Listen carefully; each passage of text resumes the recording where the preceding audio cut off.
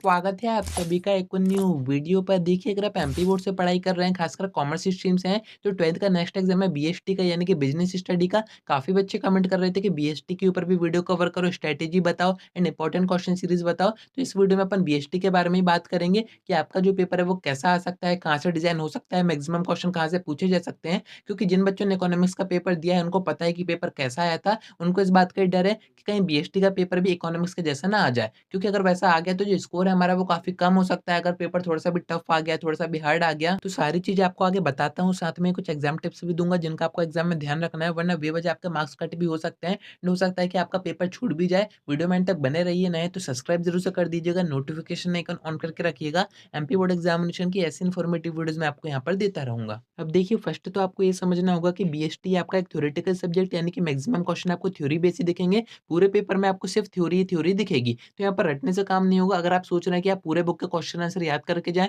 And वैसे as it is उतार के आ जाएँ, तो ऐसा तो हो नहीं सकता। वर्ड टू वर्ड तो आप आंसर कर ही नहीं पाओगे एंड सबसे बड़ी टेंशन होती है बच्चों की कि थ्योरी हम अभी तो याद कर रहे हैं, क्वेश्चन आंसर हमें अभी तो याद हो गए, पर एग्ज़ाम में वो हमें याद नहीं आते हैं, सारे आपस में मिक्स हो जाते हैं, फिर कुछ पॉइंट्स हमें याद आते ही नहीं है। यानी कि थ्योरी सब्जेक्ट में यहाँ पर 2 तरह की कंडीशन होती है, या तो हमें चीज़ें याद होती नहीं है एंड अगर याद हो भी जाती हैं तो वो हमें याद रहती नहीं है। ये दिक्कत सब बच्चों के साथ आती है, ऐसा नहीं है कि आपके साथ ये दिक्कत आ रही है। तो यहाँ पर मैं आपको एक सबसे अच्छा ऑप्शन बता देता हूँ कि थ्योरी आपको कैसे पढ़नी चाहिए, कैसे याद करनी चाहिए। तो इसका सीधा सा आंसर है कि आपको थ्योरी याद करना है, यानी कि रटना बंद करना पड़ेगा। आपको थ्योरी को समझना पड़ेगा। अगर आपको थ्योरी समझ में आ जाती है तो यहाँ पर एमपी बोर्ड में काफ़ी अच्छा कॉन्सेप्ट है। हर वीडियो में मैं आपको बताता हूँ कि आप अपने ओन वर्ड्स में भी आंसर कर सकते हो, यानी कि आप अपने मन से आंसर बना के भी कर सकते हो। थ्योरी अगर आपकी ज़्यादा है तो यहाँ पर आपको करना क्या है, जैसे बीएसटी जैसे सब्जेक्ट में आपके जो क्वेश्चन आंसर होते हैं, इसमें मैक्सिमम क्वेश्चन पॉइंट वाइज़ ही करने होते हैं या फिर हेडिंग वाइज़ करने होते हैं या फिर हेडिंग के अंदर सब हेडिंग हो सकती है। तो आपको करना क्या है, जो मेन हेडिंग्स हैं या फिर जो सब हेडिंग है उनको याद करके जाना है। बाकी अंदर की जो थ्योरी आप याद करते हो, जो टाइम वेस्ट करते हो इनको करने में, उसको मत कीजिए, क्योंकि आपकी अगर हेडिंग सही हो गई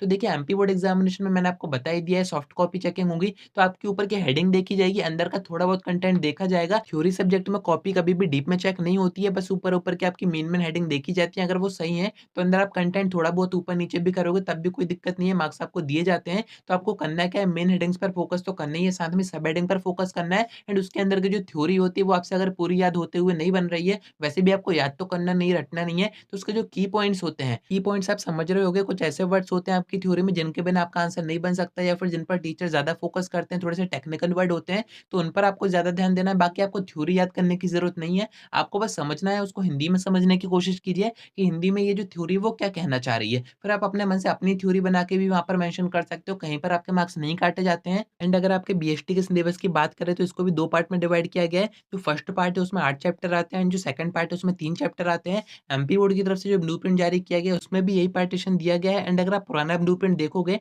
तो उसमें भी आपको सेम पार्टीशन दिया गया है, चैप्टर का वेटेज भी सेम है। बट पुराने ब्लूप्रिंट में एक बेनिफिट है आपके पास कि उसमें आपको बताया गया है कि 2 नंबर के क्वेश्चन कितने आएँगे, 3 नंबर के कितने आएँगे, 4 नंबर के कितने आएँगे, तो आप चाहें तो उसको भी देख सकते हैं। अब काफ़ी बच्चे ये कहेंगे कि जो इकोनॉमिक्स का पेपर आया था वो तो ब्लूप्रिंट के अकॉर्डिंग आया नहीं था, ना ही उसमें प्रीवियस ईयर के क्वेश्चन पेपर रिपीट हुए थे। तो उसका आंसर मैं आपको आगे देता हूँ। देखिए, 12 तारीख को आपके जो भी पेपर हुए, फिजिक्स का हुआ हो या फिर इकोनॉमिक्स का हुआ, दोनों के ही पेपर थोड़े-से अजीब से आए थे, यानी कि थोड़े से टफ आए थे। कॉन्सेप्ट बेस्ड क्वेश्चन ज़्यादा पूछे गए थे, वैसे नहीं आए थे जैसे कि हर बार आते हैं। एंड इसमें देखा जाए तो प्रीवियस ईयर के क्वेश्चन पेपर भी कम रिपीट हुए थे एंड जो नए टाइप के क्वेश्चन थे वो ज़्यादा पूछे गए थे। बट उसके बाद जो बायो का पेपर हुआ, जो साइंस स्ट्रीम थी, जो पीसीबी के स्ट्रीम के बच्चे थे, उन्होंने बताया कि बायो के पेपर में दोबारा से वैसी चीज़ें रिपीट हुई, यानी कि प्रीवियस ईयर के क्वेश्चन पेपर भी आए, परीक्षा बोर्ड परीक्षा दिन से ऑब्जेक्टिव भी आए, यानी कि बायो के पेपर में सारी चीज़ें वैसी हो गई जैसे कि हमेशा से होती हैं। एंड अब जो आपका नेक्स्ट एग्जाम है 21 तारीख को, यानी कि केमिस्ट्री का और बीएसटी का, तो इसमें भी यही चांसेस है कि जो कंडीशन है वो पुरानी जैसी हो जाएँगी, यानी कि यहाँ पर आपके प्रीवियस ईयर के जो क्वेश्चन है वो भी रिपीट हो सकते हैं, ऑब्जेक्टिव परीक्षा बोर्ड परीक्षा दिन से रिपीट हो सकते हैं, ये एक प्रेडिक्शन है। क्योंकि बायो का जो पेपर आया था वो काफ़ी अच्छा आया था, काफ़ी ईज़ी आया था एंड प्रीवियस ईयर के क्वेश्चन उसमें रिपीट हुए थे। तो आप आगे के एग्ज़ाम की जो तैयारी कर रहे हैं वो आप अपनी जगह करते रहिए।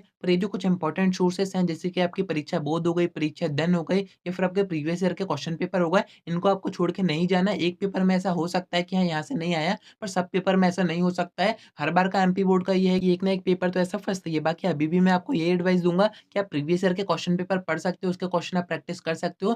चांसेस है कि वो रिपीट होंगे। बाकी ऑब्जेक्टिव की तैयारी की बात करें तो आपके पास प्री बोर्ड के प्रैक्टिस सेट पेपर आए थे, आपके पास मॉडल पेपर आए थे एमपी बोर्ड की तरफ से एंड आपको जो प्रीवियस ईयर के ऑब्जेक्टिव हैं, इनको आप ज़रूर से करके जाइएगा। परीक्षा बोर्ड परीक्षा दिन में आपको अच्छे खासे ऑब्जेक्टिव दिए गए हैं। सभी टाइप के ऑब्जेक्टिव आपको उसमें दिए गए हैं या फिर आपके पास केशव के सैंपल पेपर्स हैं, तो उससे आप ऑब्जेक्टिव की तैयारी कर सकते हैं। क्योंकि उसमें से ऑब्जेक्टिव काफ़ी ज़्यादा आ रहे हैं। बाकी मैं आपको इंपॉर्टेंट क्वेश्चन बता देता हूँ। देखिए कुछ मैं आपको यहाँ पर अटैच कर देता हूँ। बाकी ये पूरे क्वेश्चन की पीडीएफ मैं आपको वेबसाइट पे अपडेट कर दूँगा या फिर आपको टेलीग्राम पर पोस्ट कर दूँगा, वहाँ से जाके चेक कर सकते हैं। अब बात ये करते हैं कि पेपर में आपको क्या मिस्टेक नहीं करनी है, किन बातों का ध्यान रखना है। देखिए आपका पेपर काफ़ी ज़्यादा बड़ा आएगा क्योंकि थ्योरी ज़्यादा रहेगी, काफ़ी ज़्यादा आपका टाइम कंज़्यूम हो जाएगा, तो टाइम मैनेजमेंट आपको करना पड़ेगा एग्ज़ाम में, वरना क्वेश्चन आपके छूट भी सकते हैं। हो सकता है कि पेपर में आपके जो ज़्यादा मार्क्स के क्वेश्चन है वो छूट जाएँ, तो आपको स्टार्टिंग जो ज़्यादा मार्क्स के क्वेश्चन है उन्हीं से करनी है। जो आपके 4 नंबर के क्वेश्चन है कोशिश कीजिएगा कि उनको आप स्टार्टिंग में कर दें, बाकी आपके जो 2 नंबर के हैं, 3 नंबर के उनको आप बाद में कीजिएगा। क्योंकि काफ़ी बड़ा पेपर आएगा, 80 नंबर का पेपर है, तो स्टार्टिंग से ही आपको स्पीड बना के रखनी पड़ेगी। बाकी काफ़ी बच्चे क्या करते हैं